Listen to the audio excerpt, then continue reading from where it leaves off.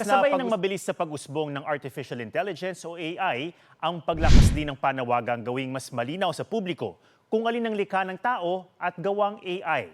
Sa huling bahagi ng aming special report, Artificial Obra, ano nga bang implikasyon sa mga consumer na malaman kung gawa ng tao o teknolohiya ang isang likha?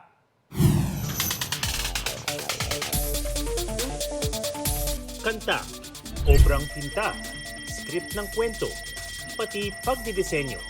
Ang mga ideya ng malikhaing pag-iisip ng tao kaya na rin kopyahin ng artificial intelligence. Kaya sa creative industry, may paghahanap na rin ng label.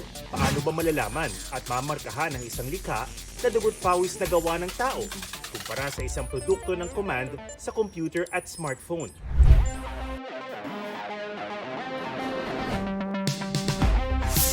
Ulat ng BBC, may iba't ibang global movement ngayon na naglalayong bumuo ng simbolong AI-free o Human-Made Creative Works. Positibo ang pananaw rito ng PhilSCAP o Filipino Society of Composers, Authors, and Publishers. It's actually a good thing for consumers to know if the work that they are listening to is human-made or whether it is AI-free. Ang komplikado lang ngayon, sa sobrang sophisticated na ng AI, mahirap matukoy kung gawa ba ng AI o ng totoong tao ang isang likha. There would have to be further discussion on ano ba yung AI-free.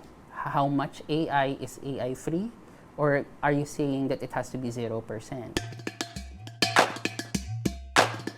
Ang ibang creation, hindi may iwasang gamitan ng AI. Lalo't isa pa rin itong tool. Paano kung gumamit ng AI sa cleanup ng audio, sa color correction, o sa spell check?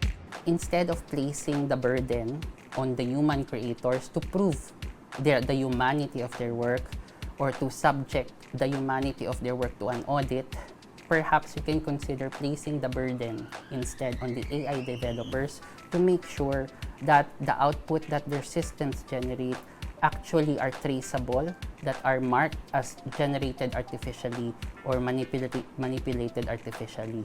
Hatiri ng hanay ng creatives. Sa isang banda, proteksyon sa human originality ang AI label.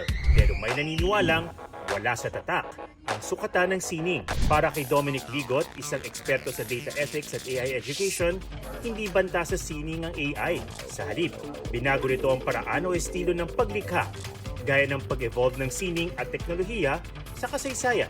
Nung lumabas yung camera, galit lahat ng artist sa camera. Kasi nung panahon na yon, the most popular art was portraiture. And biglang dumating itong isang device that can do realistic portraits better than any artist. Pero hindi naman namatay ang art. Actually, since lumabas yung camera, nag-evolve ang art. Creativity will not die. No? The tools will change, pero creativity will still stay the same. At habang natututo raw ang mga artist na isama sa kanilang creative process ng AI, maaaring maging pansamantala lang daw ang demand para sa AI-free o human-made label. Ngayong wala pang napagkasundo ang standard sa pagtatakda ng AI label, ang malinaw, higit pa sa ganda ng output, hinahanap ng mga consumer kung paanong pinagtatagpi-tagpi sa paglikha ng obra ang imahinasyon at emosyon ng tao. At hindi lang ng talinong artipisyal at nagagaya.